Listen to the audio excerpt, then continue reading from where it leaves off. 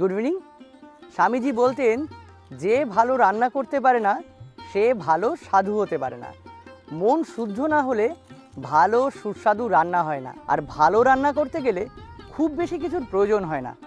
আমাদের ঠাকুমা দিদিমারা ঘরে থাকা কিছু সামান্য উপকরণ দিয়েই এমন সব সুস্বাদু রান্না করতেন যার স্বাদ আজও মুখে লেগে আছে। তেমনই সহজ কিছু উপকরণ দিয়ে তৈরি পুরনো দিনের একটি রেসিপি আজকে আপনাদের সাথে শেয়ার করতে চলেছি। তাহলে চলুন দেখে নেওয়া যাক।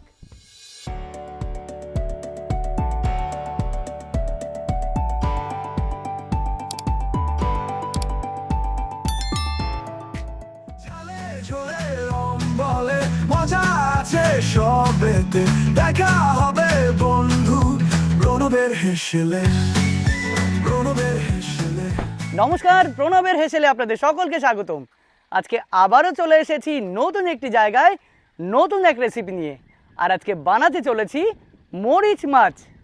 এই মরিচ মাছ বানানোর জন্য আমি নিয়ে নিয়েছি 6 পিস বাটা মাছ, আর নিয়েছি 750 গ্রাম দুধ, গোটা গোলমরিচ, গোলমরিচের গুঁড়ো, দুটো মিডিয়াম সাইজের পেঁয়াজ বাটা, 1.5 ইঞ্চি আদা বাটা, গোটা 6 কাঁচা লঙ্কা বাটা, গোটা 4 রসুনের কোয়া বাটা, লবণ ও চিনি।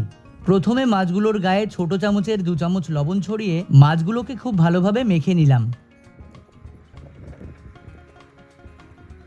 এবার একটি কড়াইতে বেশ কিছুটা সর্ষের তেল গরম করতে দিয়ে তেলটা গরম হয়ে গেলে তার মধ্যে নুন মাখানো মাছগুলো একে একে দিয়ে দিলাম। মাছগুলো এপিট ওপিট ভালোভাবে ভেজে তুলে নিলাম। একে একে একইভাবে বাকি মাছগুলো ভেজে নিলাম।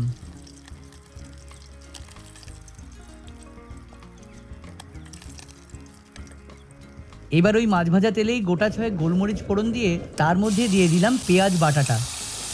পেঁয়াজটা হালকা নাড়িয়ে চাড়িয়ে পেঁয়াজে যখন বাদামি রং ধরে আসলো তার মধ্যে একে একে দিয়ে দিলাম রসুন বাটা, আদা বাটা ও কাঁচা লঙ্কা বাটা দিয়ে আবারও হালকা নাড়িয়ে চাড়িয়ে তার মধ্যে দিয়ে দিলাম স্বাদ মতো লবণ ও বড় চামচের 1.5 চামচ গোলমরিচের গুঁড়ো দিয়ে আবারও মশলাগুলো ভালোভাবে ভেজে তার মধ্যে দিয়ে দিলাম দুধ। দুধটা দিয়ে হালকা নাড়িয়ে চাড়িয়ে গ্যাসের ফ্লেমটা বাড়িয়ে ঢাকনা চাপা দিয়ে দিলাম। মিনিট 5 পর ঢাকনাটি খুলে হালকা নাড়িয়ে চাড়িয়ে তার মধ্যে একে একে দিয়ে দিলাম ভেজে রাখা মাছগুলো দিয়ে আবারও একটু নাড়িয়ে চাড়িয়ে ঢাকনা চাপা দিয়ে দিলাম 5 মিনিটের জন্য। 5 মিনিট পর ঢাকনাটি তুলে তার মধ্যে সামান্য একটু চিনি ছড়িয়ে হালকা একটু নাড়িয়ে চাড়িয়ে নামিয়ে নিলেই রেডি মরিচ মাছ। এই মরিচ মাছের সঙ্গে বেস্ট কম্বিনেশন হচ্ছে সাদা ভাত।